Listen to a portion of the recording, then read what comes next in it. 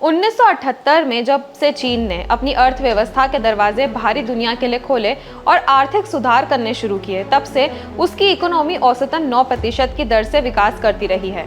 जब कोविड-19 महामारी ने दुनिया के विकास का इंजन कही जाने वाली चीन की अर्थव्यवस्था पर कहर बरसाया, तो 2020 में चीन की विकास दर -2.2% तक गिर गई थी, जो पिछले कई दशकों में दर्ज चीन की सबसे कम विकास दर थी। इसके बाद से लगातार चीन की अर्थव्यवस्था पटरी से उतरी हुई है। आज की रिपोर्ट में हम बात करेंगे कि क्या है चीन की लगातार बिगड़ती अर्थव्यवस्था की वजह और क्यों ये भारत के लिए एक अच्छी खबर है। नमस्कार, मैं यशस्वी जोशी स्वागत करती हूँ आपका यूबीई न्यूज में, जहां हम न सिर्फ खबरें लाते हैं बल्कि उसका बारीक और सटीक विश्लेषण भी करते हैं। जनवरी में चीन ने ऐलान किया था कि 2023 में उसकी अर्थव्यवस्था की विकास दर 5.2% रही थी, जो विकास दर के मामले में दुनिया की शीर्ष की अर्थव्यवस्थाओं में केवल भारत से पीछे थी। यहाँ ध्यान देने वाली बात यह है कि चीन की अर्थव्यवस्था भारत की अर्थव्यवस्था से 5 गुना से ज्यादा बड़ी है। पर चीन के भीतर लोगों के एहसास अलग हैं। पिछले 5 वर्षों में ऐसा पहली बार हुआ जब 2023 में चीन से ज्यादा विदेशी निवेश बाहर गया। युवाओं की बेरोजगारी की दर पिछले साल जून में 20% की रिकॉर्ड ऊंचाई पर पहुंच गई थी और इस साल चीन के शेयर बाजार 5 साल से सबसे नीचे स्तर पर पहुंच चुके हैं।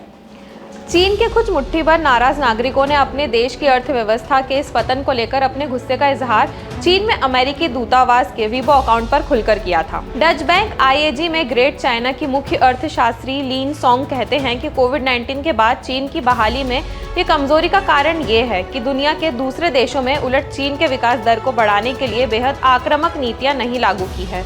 चीन की 60% से ज्यादा घरेलू संपत्ति हाउसिंग सेक्टर में लगी हुई है। जब मकानों की कीमतें गिरती है तो निश्चित रूप से लोगों को पैसे खर्च करने में हिचक होती है। मिसाल के तौर पर इसका स्पष्ट संकेत ये है कि बड़े घरेलू उपकरणों की खपत में काफी गिरावट आई है।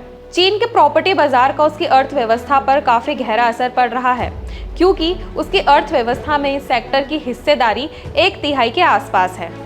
चीन का रियल्टी सेक्टर 2021 से ही पूंजी की कमी से जूझ रहा है। उस वक्त चीन की सरकार ने बड़ी रियल्टी कंपनी द्वारा मोटी रकम उधार लेने पर कई तरह की पाबंदियां लगा दी थी। स्थानीय सरकारों ने मूलभूत ढांचे के विकास के लिए अरबों डॉलर की रकम उधार ले रखी थी।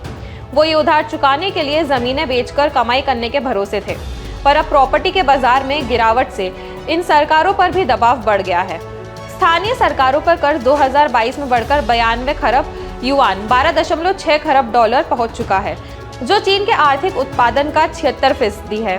जबकि अंतर्राष्ट्रीय मुद्रा कोष के मुताबिक 2019 में ये रकम चीन के आर्थिक उत्पादन का 62.2% ही थी। अब बात करें चीन की, तो भारत का बढ़ता कद और एक मैन्युफैक्चरर के तौर पर भारत की उभरती छवि चीन के लिए चिंता का विषय है, जिसके कारण वह अपनी भारतीय विरोधी नीतियों में लिप्त रहता है। तो यह थी हमारी आज की खास रिपोर्ट और आपको हमारा कार्यक्रम कैसा लगा? अपने विचार हमसे जरूर साझा करें। वीडियो पसंद आए तो इसे लाइक और शेयर करें, साथ ही चैनल को सब्सक्राइब जरूर करें। यूबीई न्यूज आपके लिए लाता रहेगा देश विदेश से जुड़ी ऐसी ही खबरें। तब तक के लिए धन्यवाद।